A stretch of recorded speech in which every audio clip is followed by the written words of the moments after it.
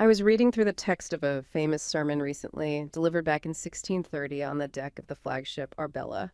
It's the moment John Winthrop looks out at his followers and delivers that line we've all heard 1,000 times, that they shall be as a city upon a hill.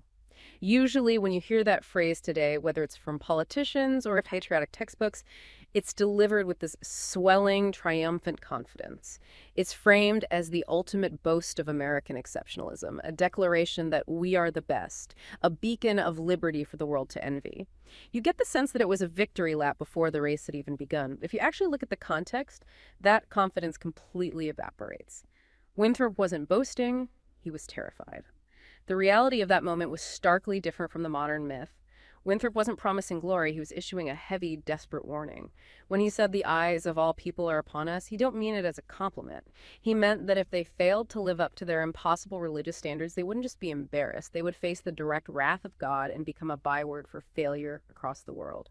That shift from the perceived arrogance of a city on a hill to the grim reality of a group of people paralyzed by the fear of divine retribution changes everything. It wasn't a society built on modern freedom, but on a covenant of intense anxiety, where neighbors watched neighbors for signs of salvation, and where survival relied less on miracles and more on the devastating plagues that had cleared the land before them.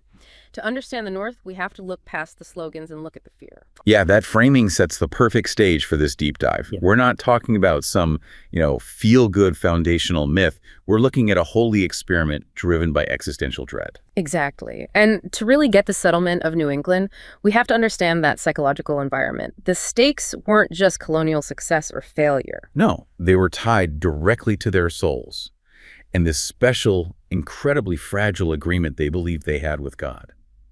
That theology, it created a constant high-pressure cooker for every single person from the moment they stepped ashore. And it wasn't just general Protestantism either. The specifics of Puritanism, which grew out of John Calvin's theological framework, that's the mechanism that created all this anxiety. Absolutely.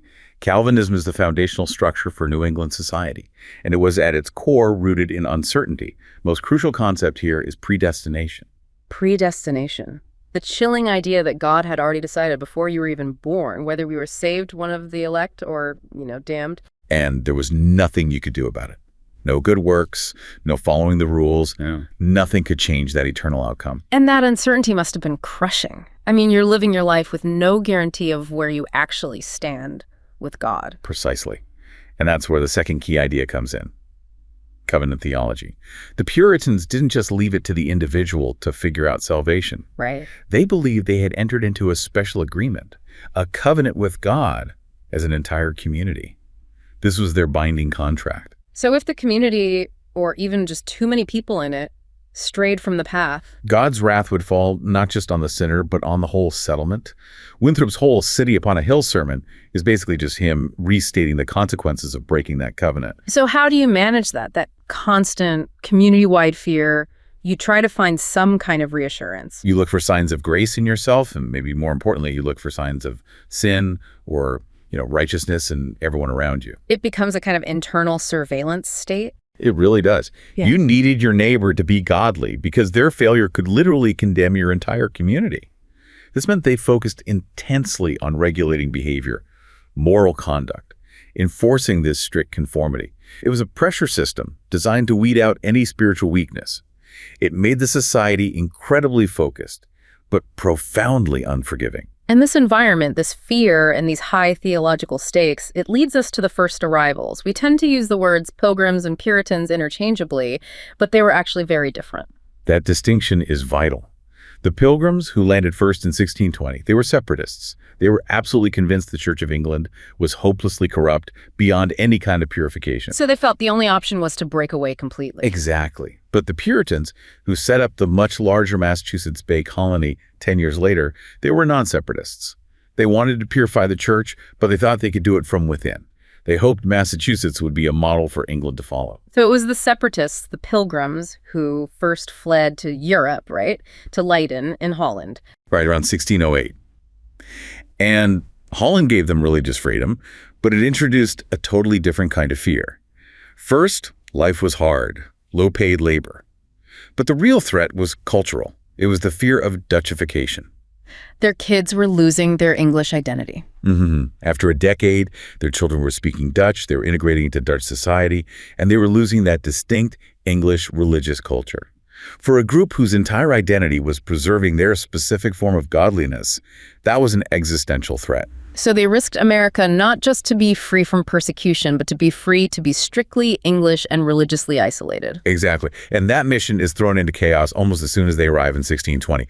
They sailed the Mayflower aiming for the Virginia colony grant, but storms or navigation errors push them way north to Cape Cod. And landing outside the bounds of any official legal patent creates an immediate crisis. A huge crisis. Suddenly, they're out of their jurisdiction, and they're mixed in with strangers, the non-religious passengers and hired hands, with no civil authority to govern them. The potential for mutiny was real. And that legal vacuum is the crucible for the Mayflower Compact. It's often taught as this, grand statement of democratic ideals, but it was really an emergency document. It absolutely was. It was born out of desperation. Before anyone even got off the ship, 41 adult men signed it. It was a social contract based on consent, setting up a temporary civil body politic just to establish order. So it was radical in a way, creating self-governance, but its first job was just survival. Purely pragmatic. Okay, so let's look at the land they found. This is a part of the story that often gets simplified.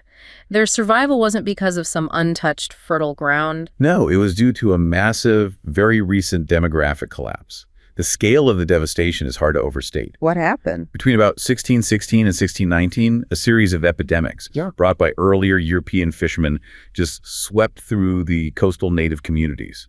We think up to 90% of groups like the Wampanoag were wiped out. Whole villages were just gone. So the Pilgrims are basically settling in a landscape that had just been cleared by plague. Yes, and this catastrophic loss shattered the Wampanoag's power.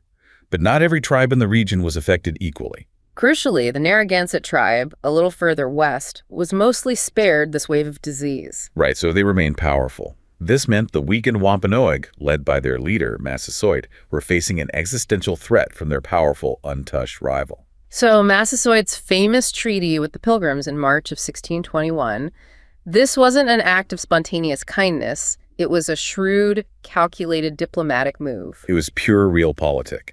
Massasoit desperately needed military allies to balance the power of the Narragansett. And what did the Pilgrims have, as weak and few as they were? Fire sticks, guns. Exactly. Massasoit leveraged the Pilgrims as a desperate, maybe unreliable military ally against the much more dangerous Narragansett threat. Which reframes the famous harvest feast of 1621, what we call the first Thanksgiving, completely. It wasn't just a friendly dinner. Not at all. It was a high-stakes diplomatic reaffirmation of that alliance. The fact that Massasoit showed up with about 90 armed men, that tells you everything you need to know about its political nature. It was about solidifying the alliance. Okay, let's move forward 10 years to the Massachusetts Bay Colony, established by the Puritans in 1630.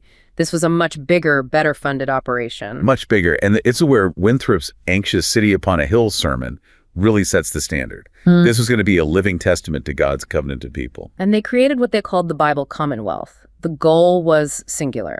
Enforce the covenant, ensure conformity.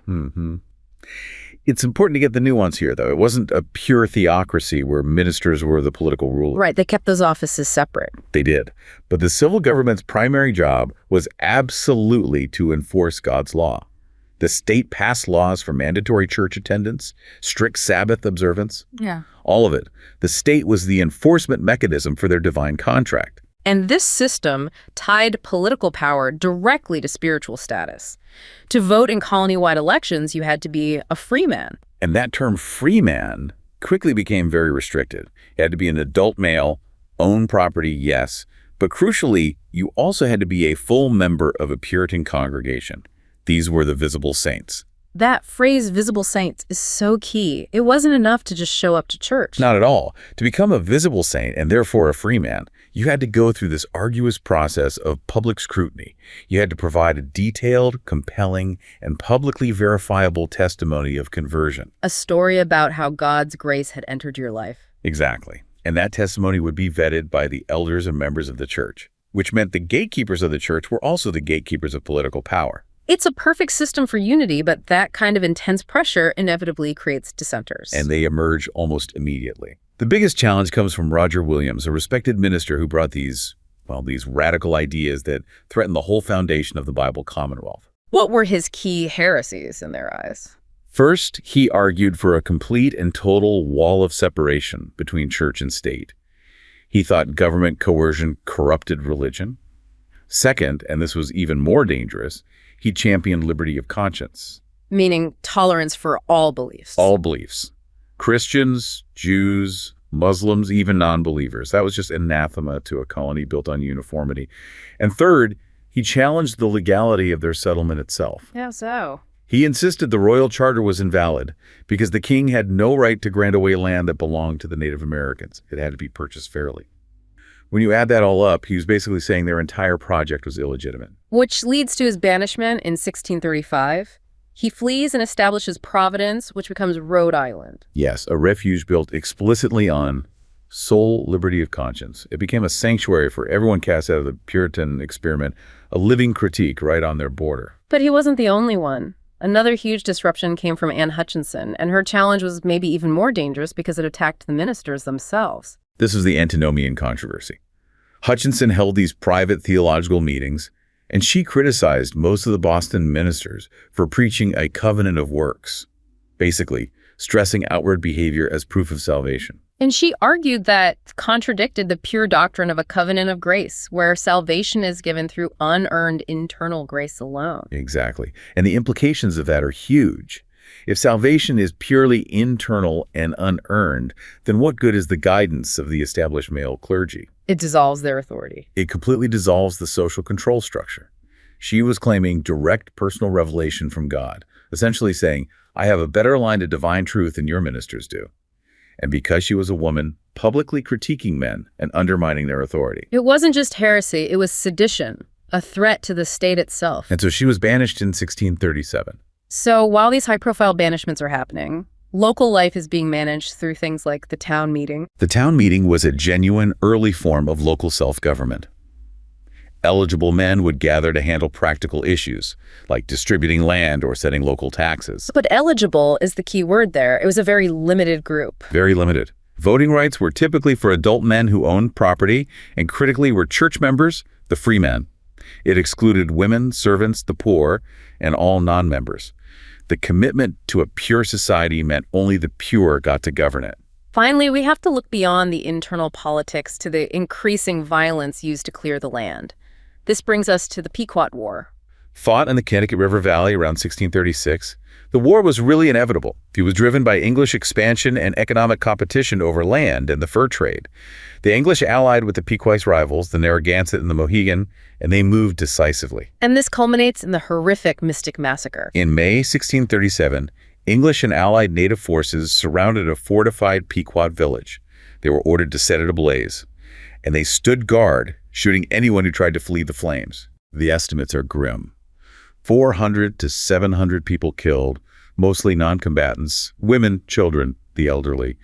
It was a deliberate, brutal act of annihilation designed to terrorize and destroy the Pequot nation. And it fundamentally shifted the power balance in New England forever. And the Puritans rationalized it through their covenant. They didn't see it as an atrocity.